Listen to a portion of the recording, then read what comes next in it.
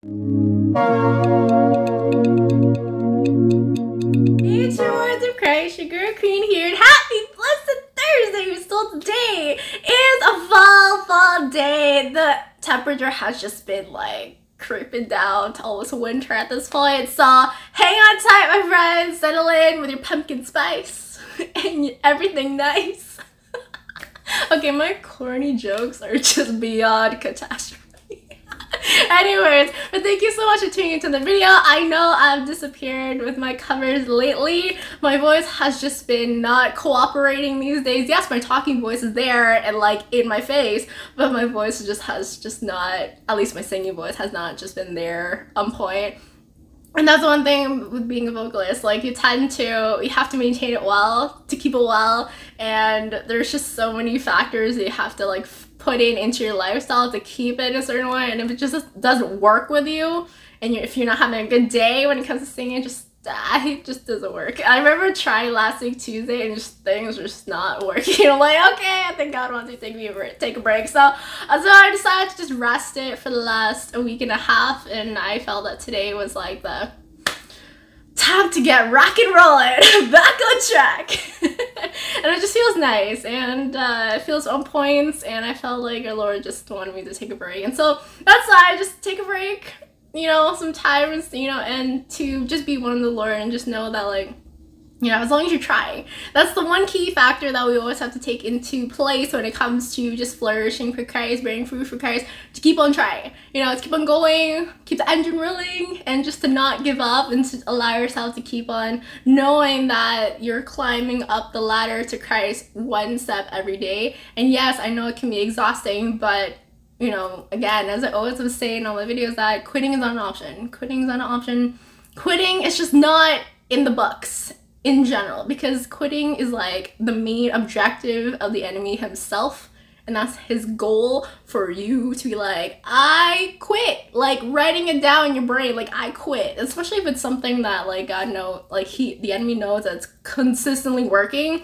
Then you should know for a fact that the more you're gonna get attacked every way, any day, every moment. So especially if it's in correlation to our Blessed Mary, you will get these like spiritual attacks here and there, feeling the sense of heaviness and the sense of like you're not good at it. You just need to forget it. You need to quit, because like you're just not good at it.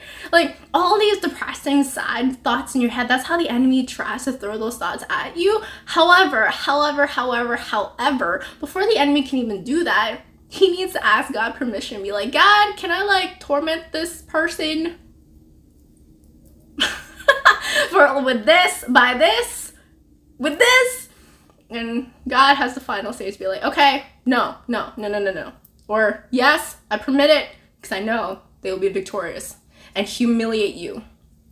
Yeah, and that's how the process works in terms of spiritual battle. So always remember that. So no matter what like struggles you're going through, or all these like powerful thoughts that just go in your head randomly, that's the enemy just trying to make you quit, to try to make you feel discouraged and doubtful of God's providence. And that's for us to just fight the good fight. You know, everything starts in the head before our actions actually execute our thoughts. So keep in mind that if it stays in your thoughts and gets eradicated up there, then you're good. But if it stays there and kind of like immerses in your brain, then obviously over time it's gonna like kick into your actions. So that's why that is what we have to keep in mind, that whatever battles you go through, God permits it because he knows that you will be victorious. So keep that in mind, stay strong, and that's exactly what your warriors of Christ should be doing every single day. So always realize that everything that we are called to do is all for the glory and grace of God, not for ourselves and not glorifying ourselves. And despite of any persecution that will happen left, right, and center, or any bombs that will just drop left, right, and center,